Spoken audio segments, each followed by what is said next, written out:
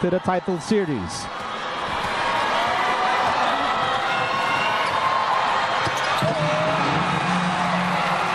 And the run continues.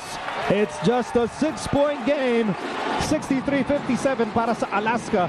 And slowly but surely that lead is vanishing for the Aces.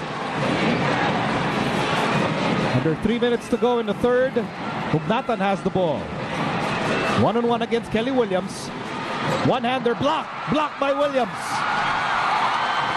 And here's Alapag. Stutter step. Castro, back to Alapag. Shot clock down to 14 as we near the last 2 minutes of the third. Pocket text bench on their feet. Shot clock down to 6. Castro fires. No. Daniels offensive rebound, and Jimmy with a pull-up. Can't get it off the glass. And here's Cyrus Baguio.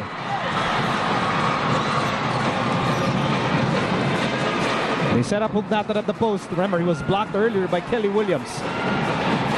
And Hugnatan sends it cross court. Baguio fakes, fires, in and out. Kelly Williams with a rebound, and Castro is on the move. Here's Ryan Reyes, drop pass, Castro. Loose ball, Reyes dives for it, but it will go to Alaska. And fantastic, scintillating action here in the third quarter. What an effort on the part of Ryan Reyes. Try to save that loose ball. Players diving for that leather. You watch it right here. Look at the effort on the part of Ryan Reyes. Trying to keep that ball alive. That's what hard is all about. That's what Game 7s are all about. Here's Simpson.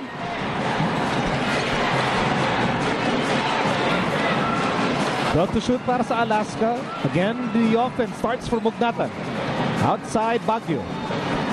Back to Hugnatan. Hugnatan with a drop step. He lost the ball.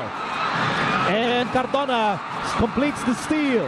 Here's Alapag on the right side. Jimmy finds Cardona. Cardona on the move. All the way blocked, but he was fouled.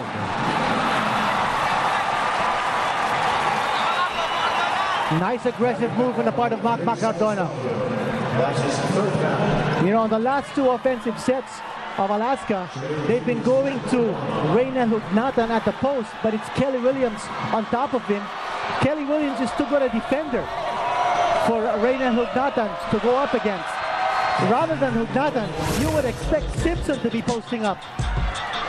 Here's a power move brought to you by Derby Ace Premium Formula. Dito ka na sa Llamado. Happening earlier with Ranabel de Ocampo. And we'll swing back to live action. Mac Cardona missed his first free throw. They are down by 6 points with 1 minute to go in the third. And he gets a split. Mac Cardona with 8 points here in Game 7. Only had 2 points in game number 6. L.A. Tenorio back on the floor with less than a minute to go here in this quarter. I guess King Code realizing that they need this basket to stem the tide. Here's Tenorio. Shot clock down to 6. LA sent back in the game with 4 personal fouls. Tenorio pull up. Oh, air ball.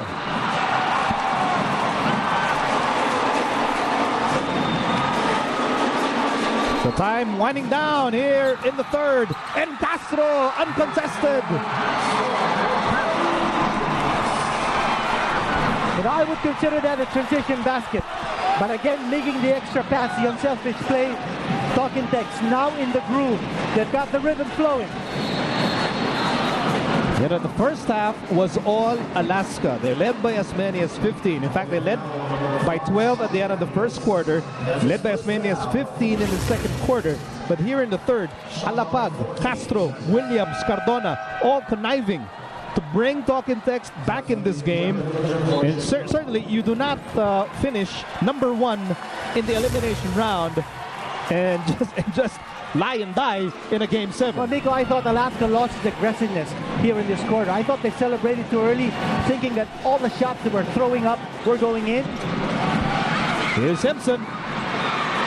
That's not even going inside. Diamond Simpson is really struggling here. Oh, Hugnatan again with a miss. And again, A defensive stand by the Tropang Texters, and they've cut the deficit down to just 3 at the end of 3 quarters. Battling back from 18 points down, and we've got a Game 7, ladies and gentlemen. 4th quarter coming right up.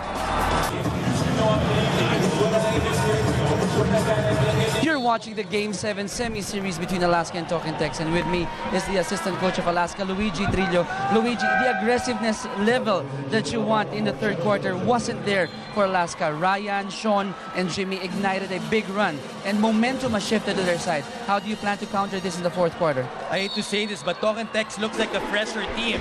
And also Tenorio got into foul trouble, so they pushed the ball a lot. And we seem like we're tired, we're not getting down. They're getting a lot of their shots off transition. We just have to will and do the things that need to be done. We got to sprint back, settle our defense, and establish that half-court lead. All right, thank you, Coach. Miko, Quinito?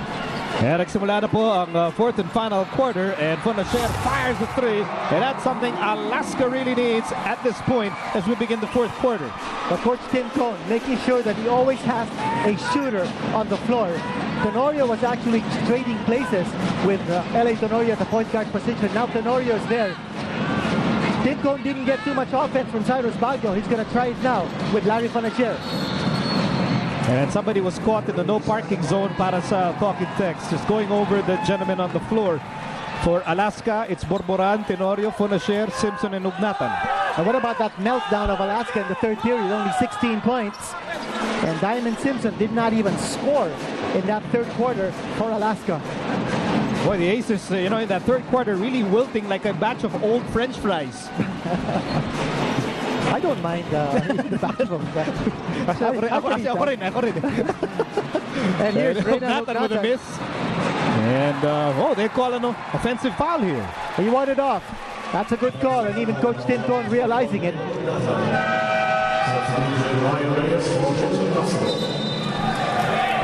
Here's Ryan Reyes checking in for Castro. Reyes actually was a spark plug in that 3rd period comeback. And then, of course, Jimmy Alapag scoring those big baskets. Ryan Reyes and now Kelly Williams. And they were the catalysts of that 3rd quarter run. Well, that's why they were brought to Tropang Tex in the first place.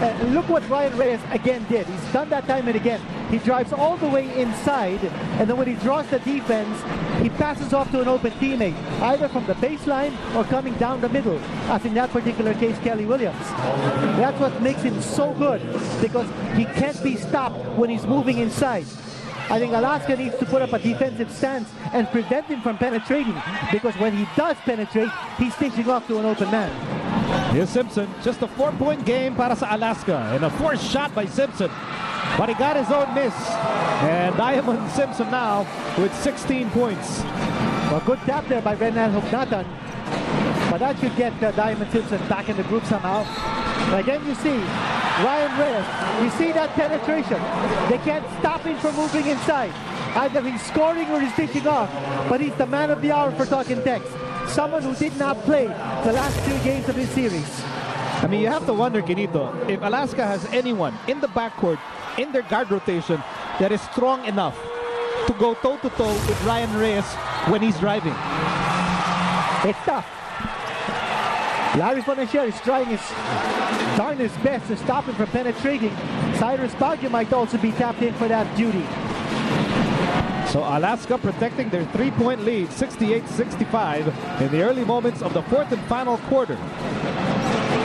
Hugnatan. Shot clock winding down. Hugnatan still has the ball, and he fires away and he overshoots. And Alapag on the move. Alapag steps on the brakes. We'll wait for more blue shirts here. Sends it to Cardona. Cardona with a spin. Cardona out of control, and that's a turnover. Hugnatan has the ball, and the Aces now will organize. Diamond Simpson has to be more aggressive. How many times has he gone to the line in this game? I don't think he's taken a single free throw. What an opportune time for Larry Fonacher to find his 3-point shooting as Alapag uncorks.